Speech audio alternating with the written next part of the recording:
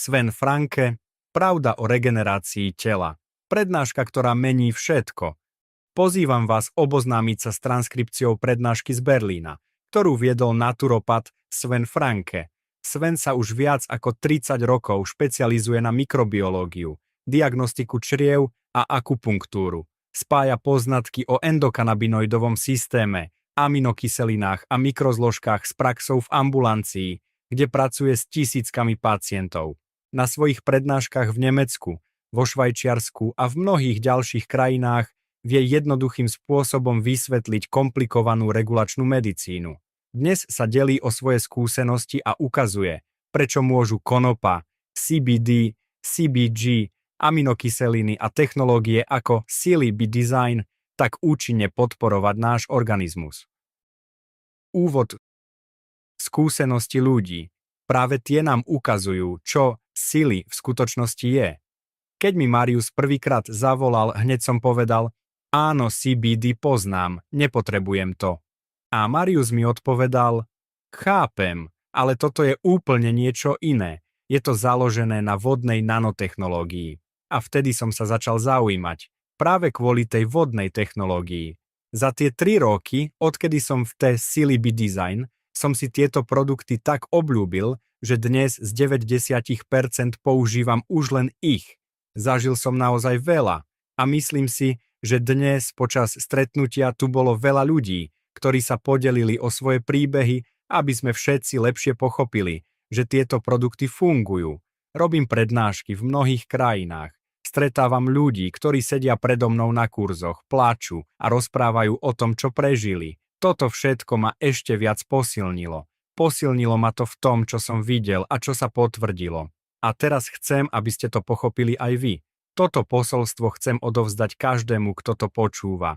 Produkty sily nie sú všetko, ale sú najlepšou podporou pre každého lekára, každého terapeuta, naturopata a pre každého, kto pracuje s energiou alebo spiritualitou.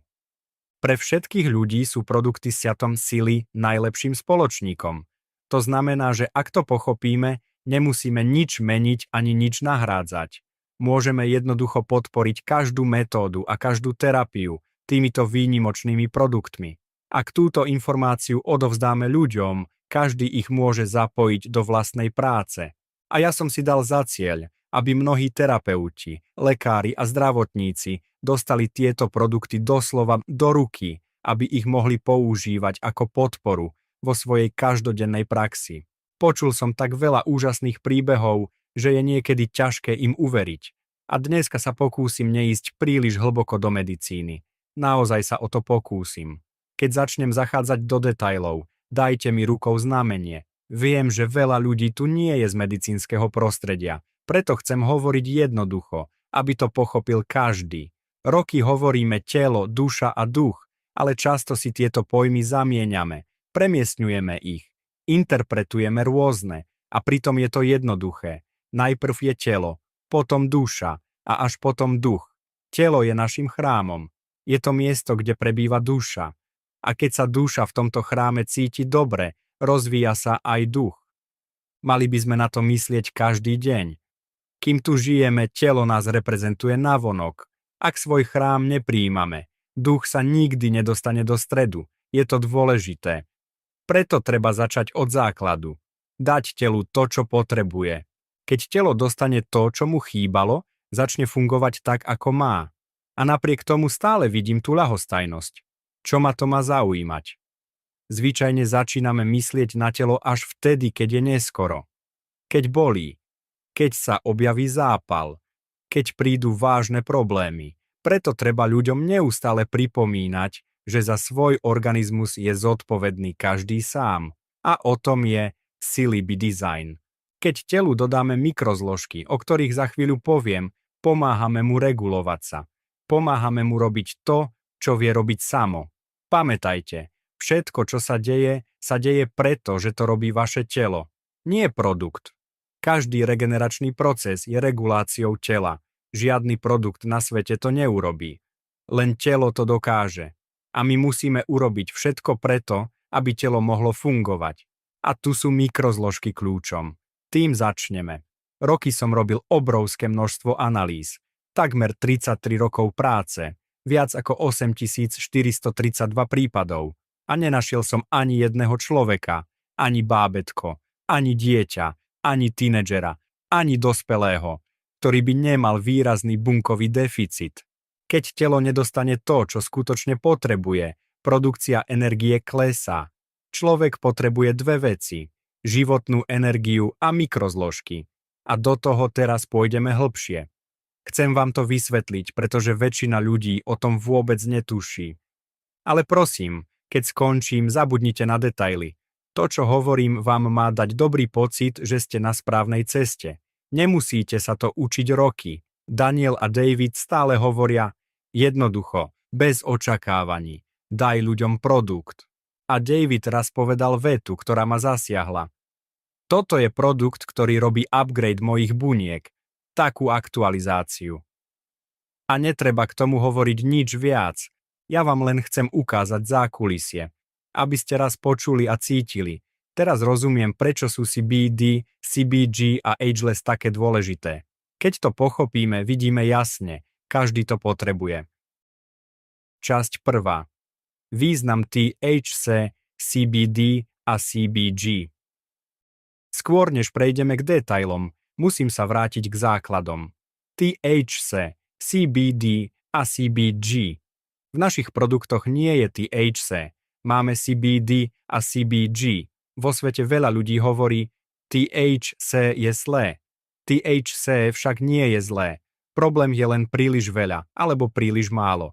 Čo má THC spoločné s našimi produktmi, keď ho v nich nemáme? Nezabúdajte, v produktoch nie je THC, ale je tam CBD a CBG. CBD poznajú všetci. A čo robí THC? Skúste si uvedomiť, aby sa človek uzdravoval, musí byť šťastný. Keď stratí šťastie, stratí zdravie. Pozrite sa na ľudí v pondelok ráno na zastávke. Nevyzerajú šťastne. THC robí práve toto. Reguluje náladu. Je to látka nevyhnutná pre život. Vnútorné napätie uvoľňuje, dáva pocit spokojnosti. Ľudia to tisíce rokov cítili. Preto používali konopu a tí, ktorí to preháňali, hovorili, je mi dobre, cítim sa skvele. To je efekt THC. Zákonodarcovia to nechcú. My teda ideme inou cestou. Na telesnej úrovni má THC ešte jednu úlohu. Bez THC by sme neprežili orgazmus. Aj to treba pochopiť. A tu prichádza do hry endokanabinoidový systém. Endo znamená, že tieto látky si telo vytvára samo. V 90. rokoch došlo k veľkému objavu. Odvtedy vieme, že nikto neprechádza okolo konopy len tak. Poznáme veľa hormónov a neurotransmiterov, serotonín, melatonín, dopamín, oxytocín a ďalšie. Ale to sú len vedľajší hráči. Na vrchole stoja CBD, THC a CBG. Organizmus produkuje tieto tri látky od prvého dňa života. Z viac ako stovky kanabinoidov v konope sú tieto tri kľúčové. CBD a THC produkujeme od narodenia. Endogénne CBD, endogénne THC a všetky medicínske procesy závisia od tohto systému. 5 špičkových vedcov zhromaždilo viac ako 40 000 diagnóz. Skúmali, čo sa dá riešiť chirurgicky, farmakologicky, suplementáciou. Všetko sa líšilo. Ale jedna vec bola spoločná. Na prvom mieste bolo vždy CBD. Pretože ak endokanabinoidový systém nefunguje nič. Je to centrálny riadiaci systém všetkých ostatných systémov. Dýchacieho, hormonálneho, obehového, tráviaceho. Všetko je závislé od signálov z mozgu. A mnohé choroby sú čisté endokanabinoidové poruchy. Ak telo neprodukuje CBD a THC, máme problém. A konopa je jediná rastlina na svete, ktorá používa rovnaké kodze kľúče ako naše telo. Keď to nezvládneme my, konopa akoby hovorila, mám ten istý kľúč, otvorím tie dvere za teba. Genialita však? A teraz CBG. Niečo, čo vzniká v mladej rastline. CBG a ju chráni pred parazitmi a predátormi. Buduje jej odolnosť. A až potom rastlina z CBG tvorí CBD. Vo všetkých našich produktoch máme CBD a CBG. A teraz to najdôležitejšie. Keď prijímame CBG, telo znovu začína produkovať vlastné THC a vlastné CBD. Prirodzene, bez narušenia rovnováhy, bez omamného účinku. Preto sa ľudia, ktorí používajú produkty z sily, cítia skvele. Vracajú sa neurotransmitery, ktoré predtým nefungovali. CBD a CBG vytvárajú ideálne podmienky na reguláciu. Migréna a syndrom dráždivého čreva sú čisté ochorenia endokanabinoidového systému. Len v Európe trpí migrénou vyše 38 miliónov ľudí. Pri dráždivom čreve je zdroj problému v regulácii, nie v štruktúre. Preto to klasické vyšetrenia neukážu. To isté platí pri neurologických ochoreniach. Parkinsonova choroba, SM, ALS, demencia, polyneuropatia. CBG a CBD sú tu kľúčom. Konopa dokáže zasiahnuť signály, ktoré inak neprejdú. Firmy so suplementmi bez konopy majú len polovicu pravdy. Firmy, ktoré majú len konopu, majú tiež len polovicu pravdy, pretože aj konopa potrebuje mikrozložky. A tu nastupujú produkty Cilibi Design, ideálne spojenie, perfektný kľúč, technológia, ktorá obchádza metabolizmus. Preto môže ti Cilibi Design povedať, máme produkty 100% bezpečné, bez nežiaducich účinkov, 100% prospešné. Nie je tam intolerancia, pretože všetko prebieha mimo klasického trávenia. Pri iných doplnkoch si musíme dávať pozor. My fungujeme inak. A keď to pochopíte, držíte v ruke najdôležitejší kľúč. Za chvíľu vám ukážem ďalší krok, prečo je konopa taká geniálna. Časť 2. Význam aminokyselín. Teraz prejdeme k aminokyselinám. Aminokyseliny poháňajú metabolizmus. A konopa ich má, preto sme tak ďaleko vpredu. Túto prednášku v tejto podobe som poprvýkrát predniesol v Zürichu. Ľuďom sa veľmi páčila, preto som si povedal, že vám to dnes tiež ukážem, aby ste tieto veci lepšie pochopili. Prejdime teda k aminokyselinám. Máme 8 esenciálnych exogénnych aminokyselín. To sú aminokyseliny nevyhnutné, ktoré si organizmus sám nevyrába. To, čo teraz uvidíte na slajde, berte len ako náhľad. Iba sa na to pozrite. Nepamätajte si to naspamäť. Nefotografujte to. Zaviedlo by nás to príliš ďaleko. Ide len o pochopenie procesu. Konopa obsahuje 20 aminokyselín, ktoré ľudský organizmus potrebuje. Z toho 8 je esenciálnych, ktoré telo samo neprodukuje. A týchto 8 má v konope výnimočný význam. Mnohé firmy vo svete, wellness, športové aj medicínske, pracujú práve s týmito 8 esenciálnymi aminokyselinami. Všetky však majú jeden problém, bez výnimky. Prečo? Pretože nevedia jednu vec. Týchto 8 aminokyselín musí byť medzi sebou v presne správnom pomere. Stačí milimetrová odchýlka a prestane to fungovať. Týchto 8 je lizín, leucín, izoleucín, metionín, fenylalanín, treonín, tryptofán a valín. Fenylalanín patrí medzi najdôležitejšie. U ľudí sa vo vhodnom množstve vyskytuje veľmi zriedkavo. Tryptofán mnohí poznajú ako veľkú relaxačnú látku. Je prekurzorom melatonínu a serotonínu. Umožňuje aj vstrebávanie zinku do organizmu. To všetko znie veľmi vedecky. Preto vám to ukážem na príklade pacientky. Istá 62-ročná dôchodkyňa mnoho rokov užívala doplnky od veľkých renomovaných firiem. Potom prešla na produkty sily a 2 roky užívala len sily. Povedala, necítim nejaké obrovské zmeny, ale uvidíme. Dám si spraviť krvné testy. Išla do najrenomovanejšej kliniky v Norimberku. Nechala si urobiť krvné vyšetrenie. Stalo to 1000 eur, pretože zdravotná poisťovňa to neprepláca. Po vyšetrení jej lekár povedal, nech robíte čokoľvek, robte to ďalej. Dostali ste sa do prvej desiatky s najlepšími krvnými výsledkami z 32 000 pacientov, ktorých som vyšetril za 40 rokov.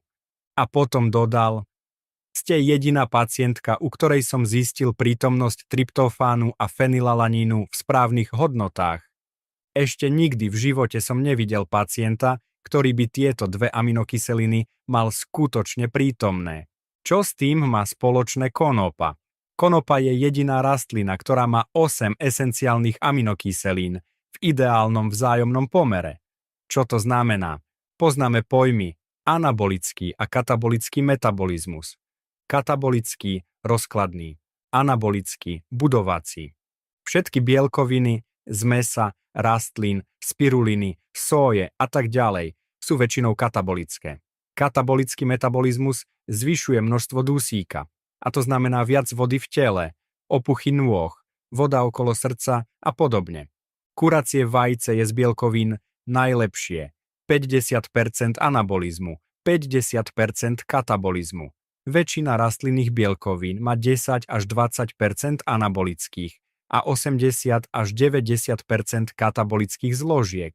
Katabolizmus znamená zvýšenie kyseliny močovej, zlé pre kĺby a obličky.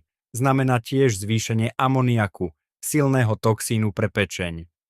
A teraz konopa, 80% anabolického metabolizmu a iba 20% katabolického.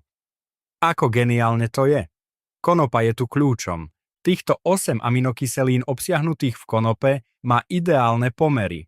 Ak je to tak, organizmus si dokáže sám vytvoriť ďalšie 3 aminokyseliny.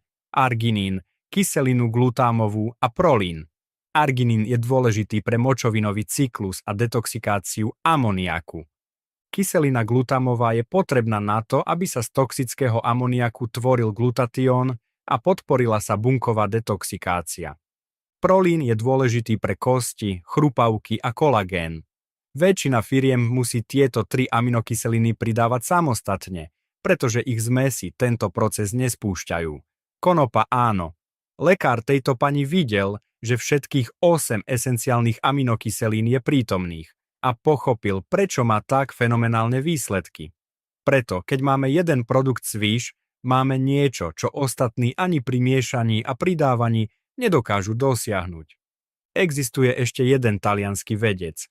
Má 27 patentov v oblasti výskumu bielkovín. Dokázal, že väčšina proteínových šejkov nefunguje, pretože pomery aminokyselín sú jednoducho zlé. Ak máme anabolický metabolizmus, ľudia budujú svaly, regenerujú tkanivá, vracajú sa po vyčerpaní a podvýžive. Môžeme pomôcť pri úbytku svalovej hmoty, anorexii a mnohých ďalších stavoch. Ten, kto trénoval na anabolickom proteíne, trénuje rok a potom môže 5 rokov nerobiť nič, svaly zostanú. Pri čistom katabolizme na to niet šance. Konopa je tu zlatým kľúčom. To, čo vám ukazujem, nie je pre mnohé firmy pohodlné, pretože by museli zmeniť celú filozofiu. Ale fakt je fakt. A to je len jedna oblasť. Časť 3. Čo je NAD a spermidín a aký je ich význam? Ďalšia oblasť je to, čo máme v produktoch ako Ageless. NAD a spermidín. Je to tak revolučné, že svet je ešte len na začiatku výskumov, ako účinne dostať NAD a spermidín do organizmu. A my ich už v produktoch máme. NAD, niekedy hovoríme NAD+, je kľúčový.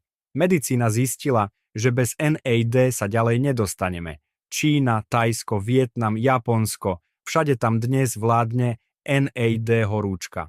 Prvé kliniky, ako napríklad Revital Clinic v Bangkoku, už pracujú s kmeňovými bunkami a NAD.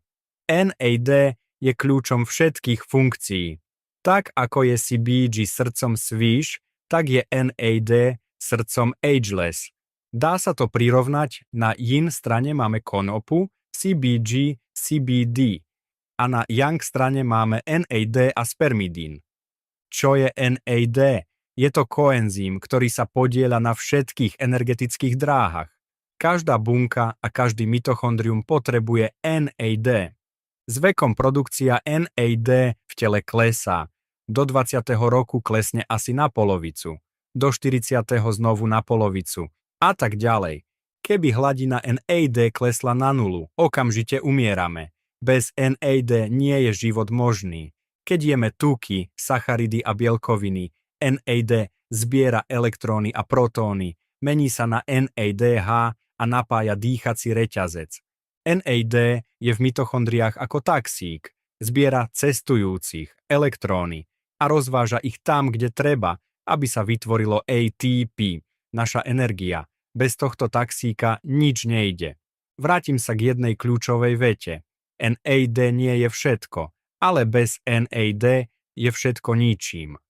Medicína dokáže približne od roku 2023 dobre merať redox signály a vidí, že NAD je absolútne centrálny. Rozhodujúce sú pomery medzi NAD a NADH. Príliš veľa redukovanej formy NADH vytvára zápchu, ako na diaľnici. V cytoplazme by mal byť pomer asi 1000 ku 1, v jadre 500 ku 1, v mitochondriách 10 ku 1. Vždy v prospech oxidovanej formy, teda NAD. NAD reguluje stovky procesov: stres, depresiu, mozgovú hmlu, vyhorenie, chronickú únavu, dĺžku telomér, opravu DNA, funkciu cievneho endotelu, prácu makrofágov, autofágiu, rovnováhu črevného mikrobiómu a mnoho ďalších vecí. Je to revolúcia v regeneračnej medicíne. Popri NAD máme spermidín. Spermidín názov pochádza od spermy.